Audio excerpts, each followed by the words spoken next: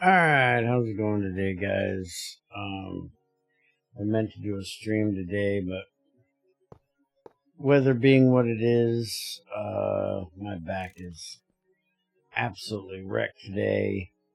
But we were having a bit of a testing thing during the last stream and trying to use a retriever cover to pull out depleted rods.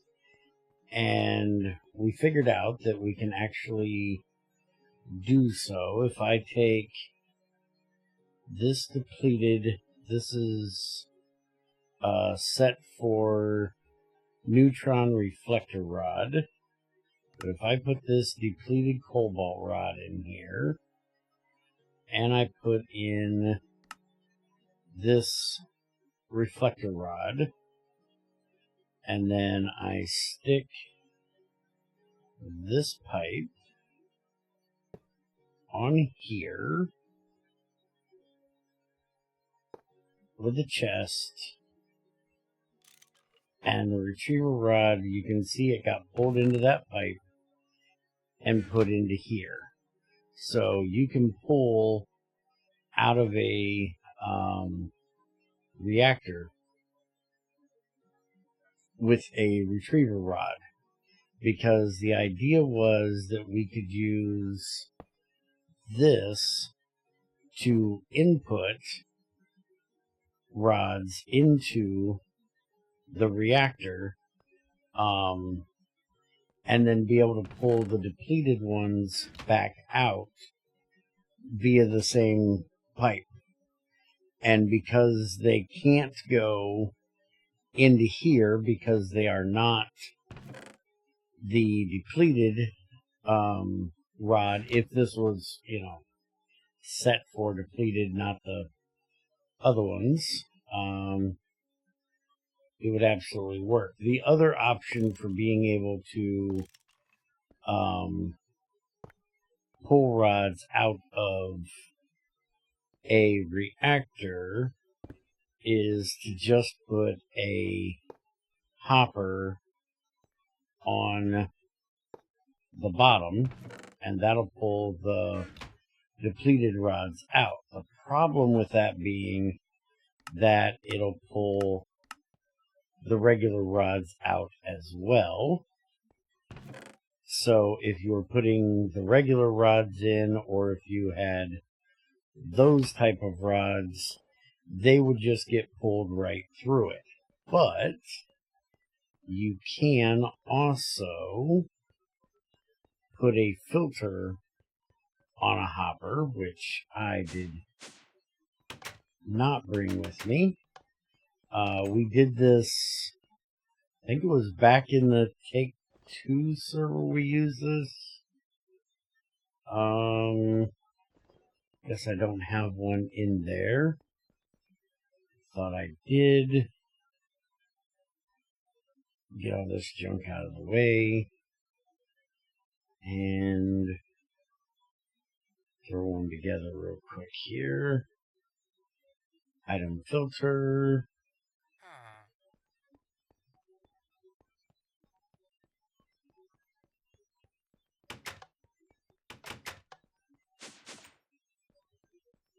Alright, so with a hopper, the hopper doesn't have the same thing as the pipe where you can hit it on the side, but you can hit it on the top. So we set that to the reflector rod, and then we pull this hopper out, and we put this hopper in, and we put a cobalt 60 rod in. It's not going to get pulled out.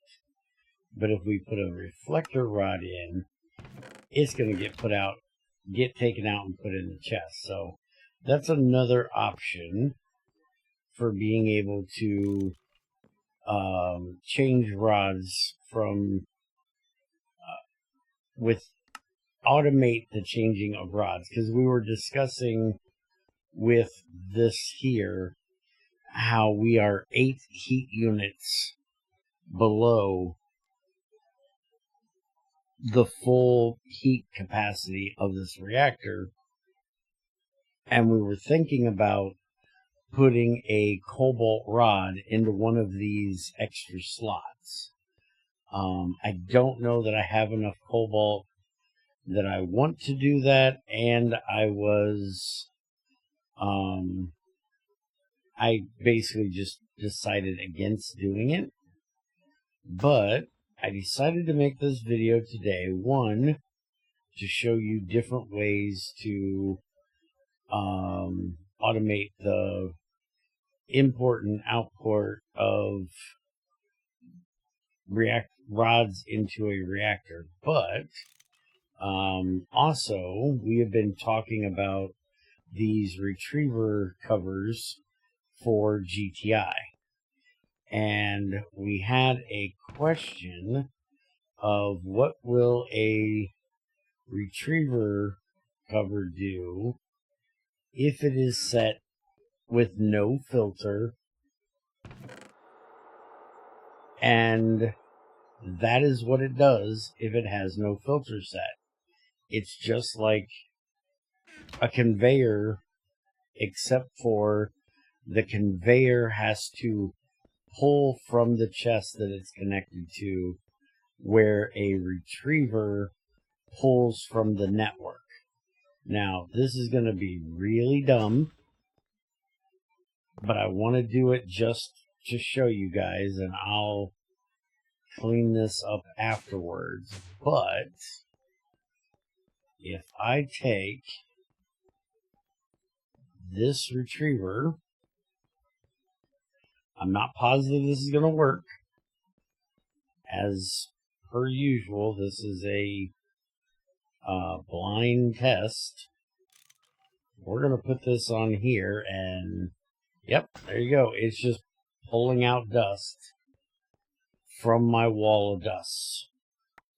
So we've gotten 2 barium, we got a palladium, we got a sodium. So it's just pulling dust off my wall, and it started here. So I had 2 barium, then it went to sodium, pulled one of them. I had 1 palladium, it pulled one of them. If I would have left it, it would have started on this one. So with this big wall of dust that I have here, if you really wanted to, you could probably set up a pipe like over in the other building with a retriever cover on it for specific ones that you wanted to use, like say tin, copper, iron. You could have the mass storage over here and then just have a plastic bin over there that holds, say, 128 or 256, whatever, and it would just always keep it full. You would have to set one for each one of these for each one, but that would be a way of retrieving things from your big wall of mass storages. Which the reason why I set this up was so eventually I could put things underneath here to be able to pull out, like what I did over here with this one. But I honestly could get rid of the hoppers that are here pulling from these things, other than the fact that it needs to be an exact amount for some of them. But like the rutile here, if I wanted to, I could have it connected and pull straight from the top of it. I wouldn't have to let it output automatic through the bottom, because all of my rutile automatically goes in there. So I could hide this pipe a little bit better. If I want to set up a smelter for my malachite and my azurite, I could set up a retriever that would automatically pull them. And again, I wouldn't have to have them right under each barrel. So I could come all the way over here. This is where the pipe goes into this. So I could actually put the retriever cover right here to pull the copper out, or the malachite and azurite here. Or I could run a pipe from here over there, saving myself the pipes all the way to over there, and just set up a smelter over here in our smelting factory that smelted the azurite and malachite down, because I won't electrolyze them because it's way too expensive for something that's basic copper. But just consider this your retriever cover tutorial, and a little bit of old man rambling and stuff about how it works and ideas that I have because of it. I'm actually now just thinking I may actually do that with the malachite and the azurite for my smelter that makes the annealed copper. That way, all of it that I get will just go in here and get turned into annealed copper, because I'm getting to the point where I'm going to need annealed copper, and I don't plan on using those two copper-based things other than to throw them in a crucible or a smelter and smelt them down. And then we also have the other coppers, which stannite and I'm forgetting the name of the other one at the moment.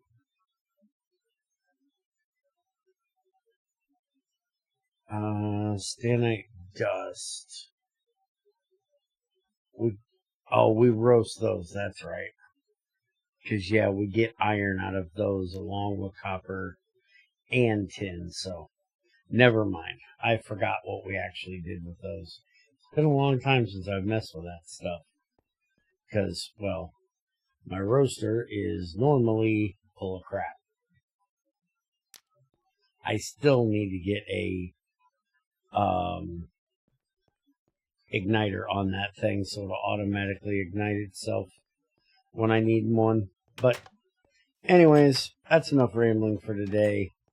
Hope you guys enjoyed, and hopefully my back will stop and I can get to streaming tomorrow morning to finish up whatever reactor stuff we're working on. I've got the thorium reactor done. We need to get started on the uranium processing. And I think we're going to do that in a stream, but as a video, where I can show you guys everything I'm doing in the stream, pausing where I need to for the video, and then you'll have a video that's nice, cut down, and streamlined, but you'll also have the reference video, or the reference stream, for all the work that I did in between. So that's what I'm hoping to get done. If not, I'm going to work on getting the fermenter changed over for another one of these short little 15-minute videos to show you that changeover in the next couple days. It's supposed to rain. Back's having issues.